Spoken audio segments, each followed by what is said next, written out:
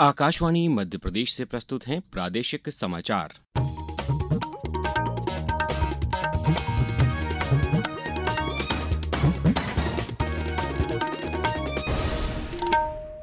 नमस्कार, समाचारों के साथ मैं अभिषेक कटियार। सबसे पहले इस बुलेटिन के मुख्य समाचार। प्रधानमंत्री नरेंद्र मोदी ने लोगों से योग को अपने जीवन का नियमित हिस्सा बनाने का किया आह्वान। मुख्यमंत्री डॉक्टर मोहन यादव आज उज्जैन में क्षिप्रा तीर्थ परिक्रमा का करेंगे शुभारंभ। उमरिया और रीवा भी जाएंगे। केंद्रीय कृषि मंत्री शिवराज सिंह चौहान ने कृषि वैज्ञानिकों से खेत खलिहानों से जुड़कर किसानों के साथ काम करने की अपील की। और मध्य प्रदेश के रजत पाटीदार के नेतृत्व में रॉयल चैलेंजर्स बेंगलुरु ने पहली बार जीता आईपीएल का खिताब। अब समाचार विस्तार से। प्रधानमंत्री नरेंद्र मोदी ने कहा है कि योग दिवस 2025 के प्रति लोगों में उत्साह देखकर उन्हें खुशी हो रही है। सोशल मीडिया पर पोस्ट में प्रधानमंत्री ने लोगों से योग दिवस मनाने और योग को अपने जीवन का नियमित हिस्सा बनाने का आह्वान किया। श्री मोदी ने कहा कि वे इस महीने की 21 तारीख को आंध्र प्रदेश में योग दिवस मनाने के लिए उत्सुक हैं। श्री मोदी ने कहा कि योग को लोकप्रिय बनाने के लिए आंध्र प्रदेश के लोगों द्वारा किया गया योगांध्र 2025 एक सराहनीय प्रयास है। मुख्यमंत्री डॉक्टर मोहन यादव आज सुबह 8 बजे उज्जैन के रामघाट से जलगंगा संवर्धन अभियान के अंतर्गत आयोजित क्षिप्रा तीर्थ परिक्रमा का शुभारंभ करेंगे। वे उमरिया जिले के नगर पालिका परिषद पाली में आयोजित सम्मेलन में शामिल होंगे। मुख्यमंत्री इस अवसर पर 53 करोड़ 85 लाख की लागत के विभिन्न विकास कार्यों का भूमि पूजन व लोकार्पण करेंगे। मुख्यमंत्री आज पंडित खुशीलाल शर्मा शासकीय आयुर्वेद महाविद्यालय के रजत जयंती ऑडिटोरियम में आयोजित सामाजिक न्याय एवं दिव्यांगजन सशक्तिकरण कार्यक्रम में दिव्यांगजनों को हित लाभ वितरित करेंगे। मुख्यमंत्री डॉक्टर यादव इस अवसर पर लोक निर्माण विभाग में चयनित दिव्यांगजनों को नियुक्ति पत्र भी सौंपेंगे। डॉक्टर यादव आज रीवा जिले के मनगवा विधानसभा क्षेत्र के गंगेव में आयोजित महिला स्व सहायता समूह के सशक्तिकरण सम्मेलन में भी शामिल होंगे।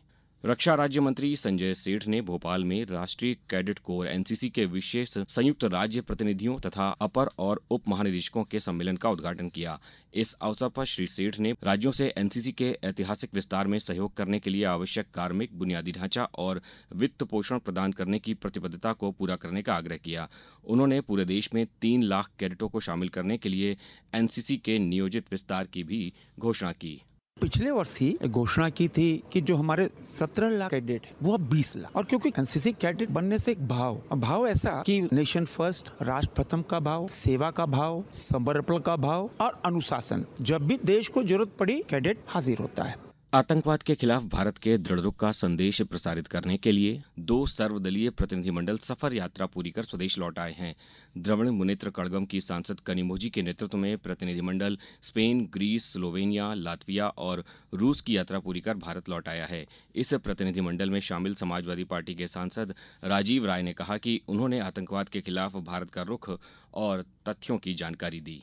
जो उनके डाउट्स थे उनको क्लियर कर दिया, जो उनके कुछ मिस इन्फॉर्मेशन थे उसको क्लियर किया गया, और उसके बाद सारे देशों ने जरूर भरोसा दिलाया कि आतंकवाद की लड़ाई में हम आपके साथ हैं। उन्होंने कंडेम किया घटना का।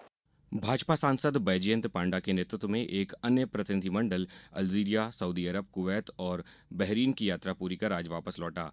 प्रतिनिधिमंडल के सदस्य राजनयिक हर्षवर्धन श्रृंगला ने कहा कि सभी उद्देश्य पूरे हो गए हैं। बहुत अच्छी मीटिंग रही। फीडबैक एक्सटर्नल अफेयर्स मिनिस्टर को देना था, वो हो गया है। सभी डेलीगेशन मेंबर्स ने अपने व्यूज शेयर किए हैं और मिशन से भी फीडबैक आया होगा इनके पास, पर डायरेक्टली फर्स्ट टाइम डेलीगेट्स ने भी शेयर किया। उन्होंने कहा कि बहुत सफल रहा आपका यात्रा, मतलब जो ऑब्जेक्टिव्स थे हमारे वो पूरे हो गए, और उन्होंने डेलीगेशन मेंबर्स खासतौर से लीडर को भी बधाई दी।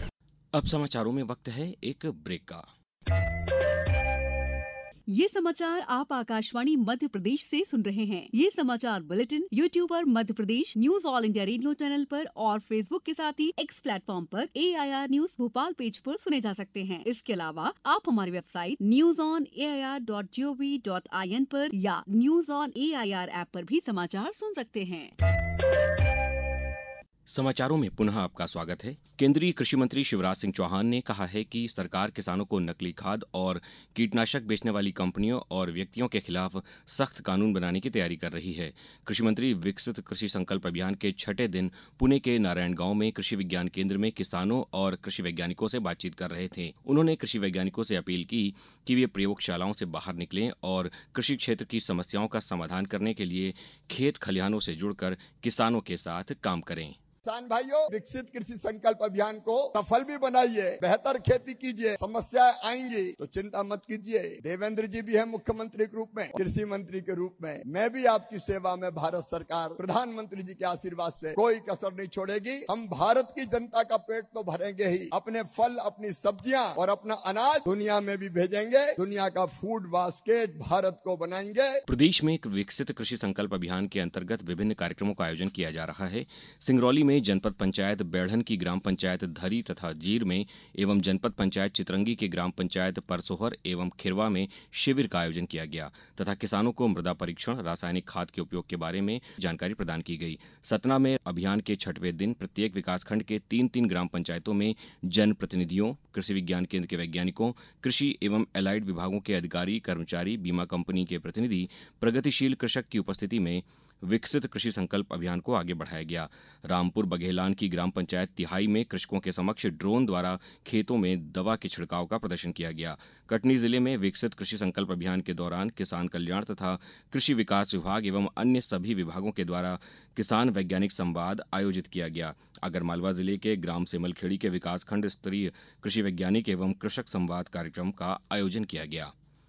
अब रुक करते हैं मौसम का। प्रदेश में भोपाल, इंदौर और उज्जैन समेत 15 से अधिक जिलों में तेज आंधी के साथ कल बारिश हुई। ऐसा ही मौसम आज भी बना रहेगा। ग्वालियर, नर्मदापुरम समेत 17 जिलों में 60 किलोमीटर प्रति घंटा या इससे अधिक रफ्तार से आंधी चलने की संभावना है।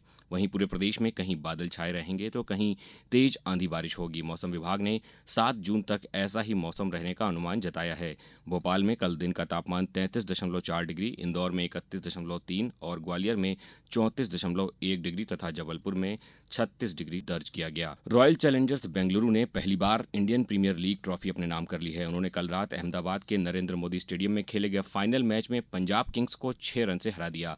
पहली बार आईपीएल खिताब जीतने पर टीम के कप्तान और मध्य प्रदेश के खिलाड़ी रजत पाटीदार ने कहा कि विराट कोहली और टीम के सभी प्रशंसक इस जीत के सबसे ज्यादा हकदार हैं। I think for me it's a great opportunity, to do captaincy under him, and it was a great learning for me. And as I said, I think he deserved more than anyone else. Virat Kohli and all the fans. And after that, I think everyone who has supported the management, support staff, coaching staff, I think the way they have supported every player, I think that was beautiful. I just want to say one line for the fans. E Sala Cup Nandu.